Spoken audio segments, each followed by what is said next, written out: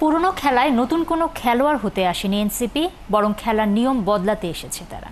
শনিবার বগুড়ায় এক পথসভায় এমন বক্তব্য দেন জাতীয় নাগরিক পার্টির আহ্বায়ক নাহিদ ইসলাম। আর দলটির সদস্য সচিব বলেন, মৌলিক সংস্কার করে জুলাই সনদ প্রণয়ন করতে হবে। আরও জানাচ্ছেন রাশেদ আনিস। দেশ গড়তে জুলাই পদযাত্রার পঞ্চম দিনে পুরো বগুড়া শহর প্রদক্ষিণ করে এনসিপির নেতারা।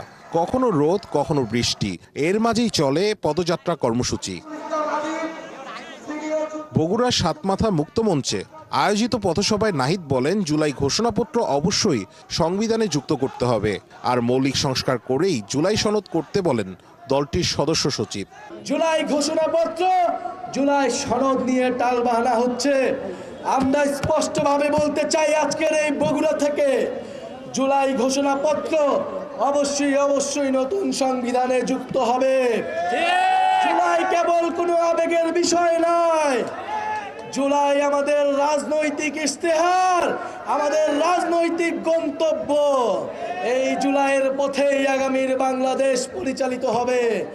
যারা জুলাইয়ের কথা, এই শহীদদের কথা, এই আহতদের কথা সংবিধানে রাখতে চায় না, তারা মুজিববাদের নতুন পাহারাদারকেও আমরা কিন্তু স্থান দেব না। মৌলিক সংস্কারের ভিত্তিতেই জুলাই সনদ হতে হবে। মৌলিক সংস্কার ছাড়া বগুড়াবাসী ঘরে ফিরে যাবে না। এ সময় বগুড়াবাসীর উদ্দেশ্যে নাহিদ বলেন, পুরনো খেলার অংশ হতে তারা আসেননি, বরং খেলার নিয়মটাই পাল্টে দিতে এসেছেন তারা। আপনাদের পুরনো খেলায় আমরা অংশগ্রহণ করব না। আপনাদের চাঁদাবাজির রাজনীতিতে, আপনাদের সন্ত্রাসের রাজনীতিতেই আমরা অংশগ্রহণ করব না।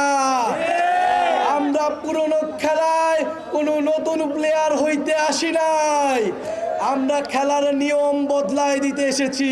পঞ্চম দিনের কর্মসূচির শুরুতে শহীদ পরিবারের সাথে দেখা করে নাহিদ, হাসনাত, তাসনিম জারারা।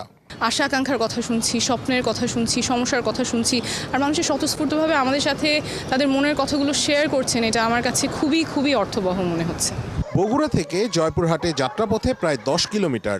জুলাই মহানায়ক ও তাদের দলের সদস্যদের জাঁকজমকপূর্ণভাবে বরণ করে নেয় জয়পুরহাটবাসী।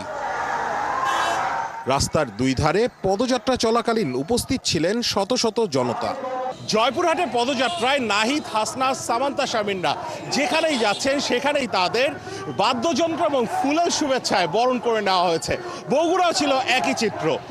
অল্প কিছুক্ষণের মাঝে নওগাঁয় রওনা দেওয়া হবে এবং নওগাঁ